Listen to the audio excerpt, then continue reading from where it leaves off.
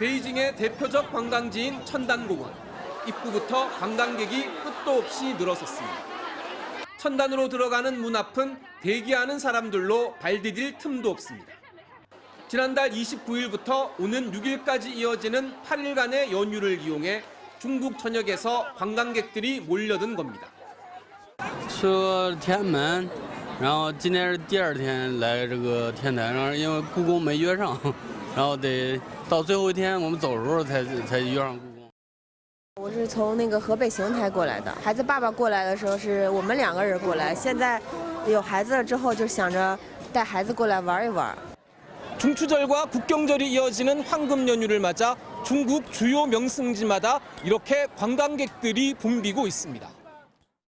연휴 기간 입장권이 이미 다 팔린 만리장성은 3분 동안 겨우 2걸음을 옮겼다는 탄식이 인터넷에 올라올 정도입니다.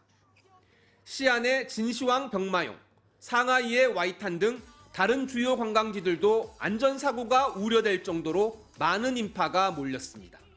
今年的11我们有看新闻，是往年春运的3倍，所以11人口比较多。 중국 당국은 이번 연휴 기간 작년보다 86% 증가한 8억 9,600만 명이 이동해 우리 돈 145조 원의 관광 수입이 발생할 것으로 예상했습니다.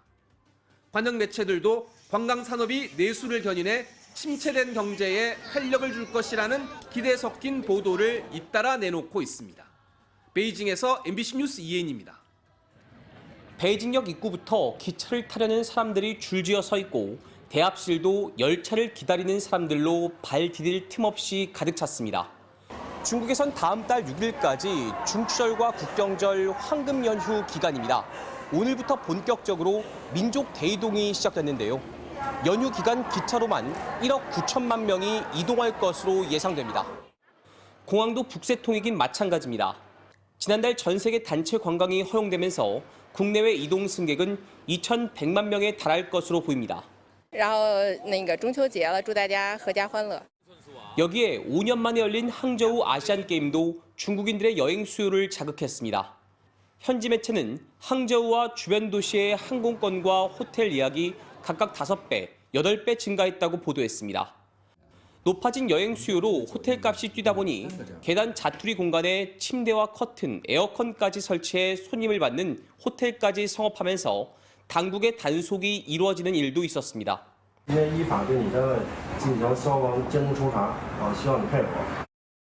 중국에서 춘제, 노동절 연휴와 함께 연중 최대 황금 연휴로 꼽히는 국경절. 코로나19 발생 이후 3년 동안 강력한 방역 통제로 연휴 관광 특수가 주춤했는데 올해 위드 코로나로 전환되면서 중국 정부는 코로나 이전 수준의 경기 회복을 기대하고 있습니다. 하지만 최고 선물로 꼽히는 술 판매가 예년의 절반 수준에 그치는 등 소비 심리는 좀처럼 살아나지 않고 있는 상황. 중국 당국은 수백억 원 규모의 쇼핑, 숙박 바우처를 발급하며 소비 유도에 나서는 등 이번 황금 연휴를 경기 회복의 발판으로 삼기 위해 안간힘을 쓰고 있습니다. 베이징에서 MBC 뉴스 이문현입니다.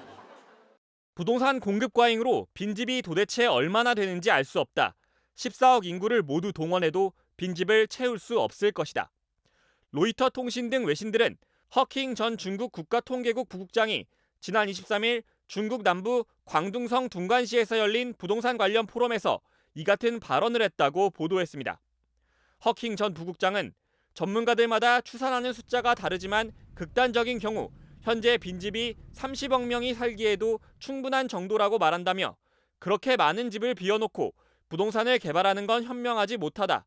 부동산 기업은 일찌감치 적극적인 변화를 모색해야 한다고 주장했습니다. 통계를 담당했던 전직 고위 관료가 중국 부동산 시장 상황에 대해 이례적으로 부정적인 목소리를 낸 겁니다. 허킹 전 부국장의 발언은 부동산 위기설에 선을 그으며 중국 경제의 견고함을 강조해온 중국 정부의 공식 입장과는 사뭇 대조적입니다. 마오닝 중국 외교부 대변인은 지난 19일 기자회견에서 중국 경제의 붕괴를 예측하는 언급이 많이 나오지만 이는 과장일 뿐 중국 경제는 여전히 강하고 활력도 충분하다고 강조한 바 있습니다. 하지만 중국 경제, 특히 부동산 시장에 대한 우려의 목소리는 갈수록 커지고 있습니다. 지난 2021년 부동산 개발업체 헝다그룹이 채무 불이행에 빠진 이후 부동산 침체가 계속되고 있기 때문입니다. 최근에도 중국 최대 부동산 개발업체인 비구이 위안을 포함해 크고 작은 부동산 업체들이 잇따라 채무 불이행 위기에 빠져 주택 매수 심리를 더욱 위축시켰습니다.